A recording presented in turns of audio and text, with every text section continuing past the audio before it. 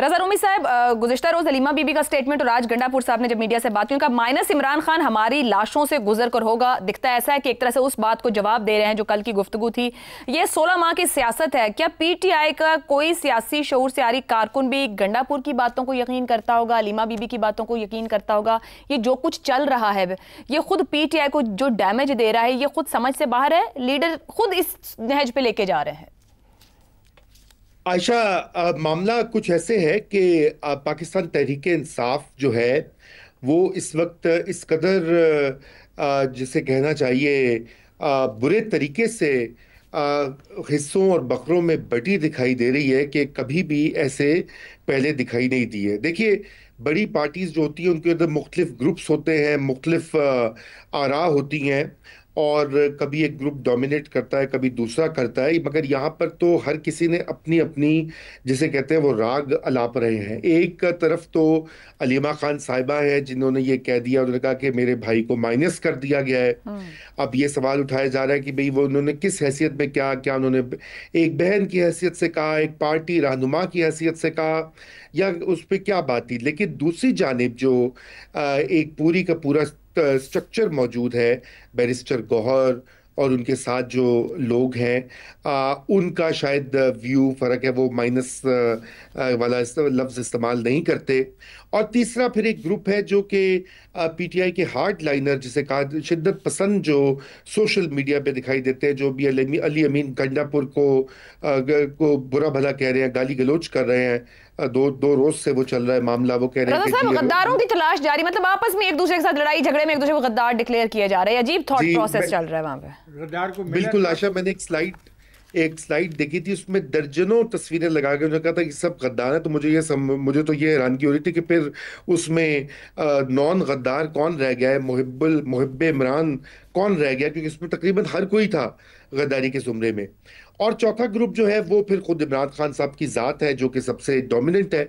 देखिए, यहाँ भी बहुत ज़्यादा इबाहम है। एक तो ये है कि एक सूबाई हुकूमत जो है आइन के तहत, पहली तो ये बात है कि हमारा आइन जो है वो सूबाई खुद मुख्तारी और जो सूबे का वजीर आला है उसके फैसला साजी का और उसकी असम्बली का की जो फैसला साजी है उसको मुकम्मल आइनी और कानूनी कवर देता है। अली अमीन गंडापुर और जो सूबाई असम्बली है ये उनका इस्तेकाक भी है कि वो कब बजट बनाए, पास करे और बर वक्त करे ताकि कोई बहरान पैदा ना हो और कार्य सरकार चलता रहे।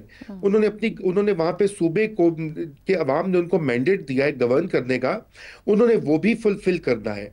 ये कहना कि वो बजट उनकी मर्जी से या किसी और की मर्जी से पास हो तो ये भी एक तरह से मदाखलत है और एक आईनी बहरान क्रिएट करने की एक तरीका और वजह भी बन सकती है। दूसरी अहम इसमें चीज है कि पार्टी का रोल, बिल्कुल पॉलिटिकल पार्टी का रोल होता है, सूबे की हुकूमत हो, मरकज की हुकूमत हो, वो पॉलिसी की हद तक होता है। पॉलिसी की हद तक ये होता है कि अच्छा आपने आपकी प्रायोरिटीज क्या है, पार्टी का एजेंडा क्या है, मंशूर क्या है, यहाँ तक तो एडवाइस हो सकती है। मगर अब यहाँ पे मामला ये भी है कि इमरान खान साहब की जो हैसियत है वो भी, उसके ऊपर बहुत सारे सवालात उठ सकते हैं। अगर आप ये लेकर जाइए किसी कोर्ट में या कानूनदान के पास, तो वो किस हैसियत में उस बजट को अप्रूव करेंगे या डिसअप्रूव करेंगे। क्योंकि देखिए, उन्होंने एक चेयरमैन को तो नॉमिनेट कर दिया है, बैरिस्टर गौहर को, फिर अभी वो पेट्रन इन चीफ बन गए। पेट्रन इन चीफ तो एक बड़ा स्टेट्समैन, एक बड़ा एल्डरली, जिसे वो कहा जाता था कि बाबा जी नंबरदार, वो क्या कहते थे हमारे साबिक चीफ जस्टिस साहब के, एक बाबा रहमते होता है एक पॉलिटिकल पार्टी का। तो बात यह है कि वो उसका काम day to day micro management तो नहीं होता कि खैबर पख्तूनख्वा में सैलरी कितनी होगी और तरक्याती काम पे कितना लगेगा। तो ये नुक्ता बड़ा अहम है, और ये नुक्ता इसलिए अहम है कि ये खुद उन्होंने पार्टी लीडरशिप छोड़ी थी और बैरिस्टर गौहर को ये अपॉइंट किया था। और दूसरा, उनके पार्लियामेंट में भी लोग मौजूद हैं और एक सेक्रेटरी जनरल भी मौजूद है। अच्छा, अब वो ये शिकायत करते हैं कि उनको मिलने नहीं दिया जाता। अगर उनको मिलने नहीं दिया जा रहा तो वो तो उसके लिए जो इस्लामाबाद हाई कोर्ट है या दीगर फोरम है, ये तो उनका काम है कि वो ये करे।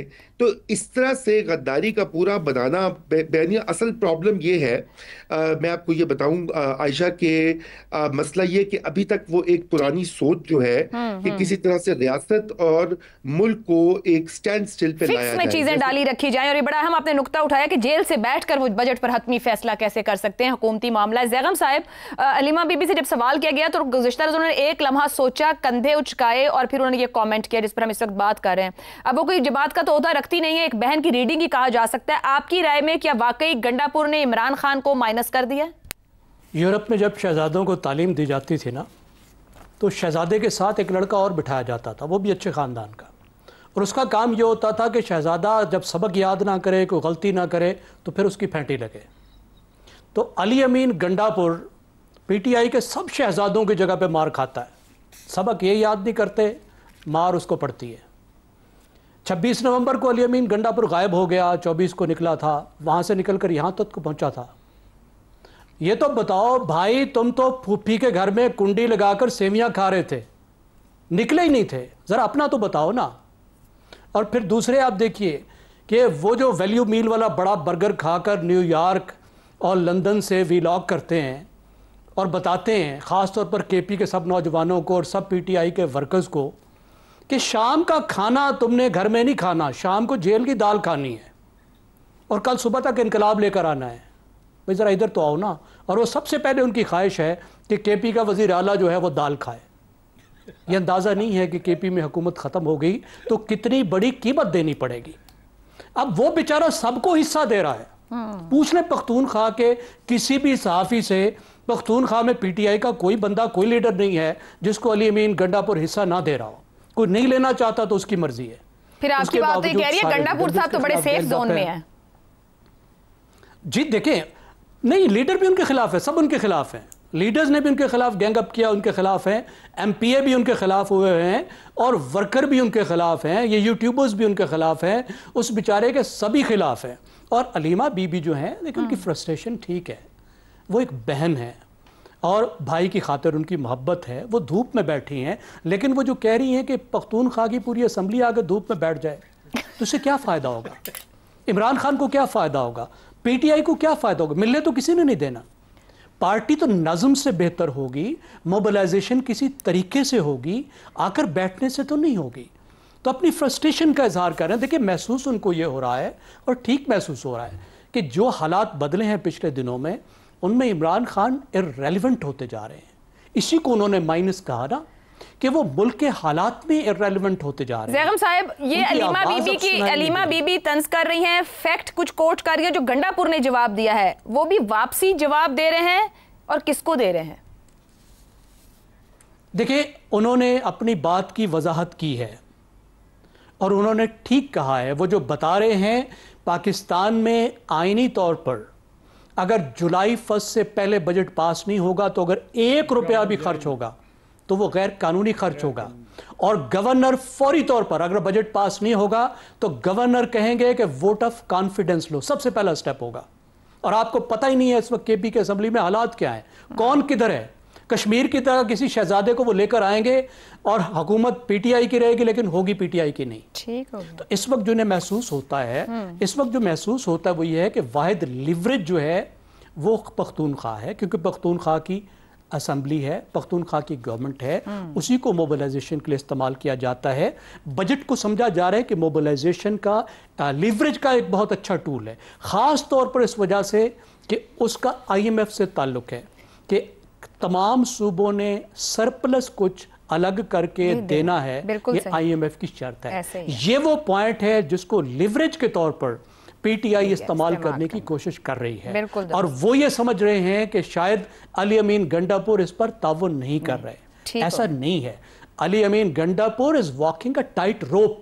या तो उसको कहें कि तुम हुकूमत ना चलाओ, या तो उसे कहे मैदान में आओ। उसने हुकूमत भी चलानी है, साथ आप उसको कहते हैं पोजीशन भी चलाओ, और मैदान में भी आने की कोशिश जारी रहेगी। आप दुरुस्त कह रहे हैं। आपकी गुफ्तगू को यहीं कंक्लूड कर लेते हैं। पीटीआई चलाने वालों को समझने की जरूरत है अपनी सियासी जमात के मामलात और मफादात और फिर हुकूमती मफादात और मामलात के दरमियान जरा फर्क को समझे।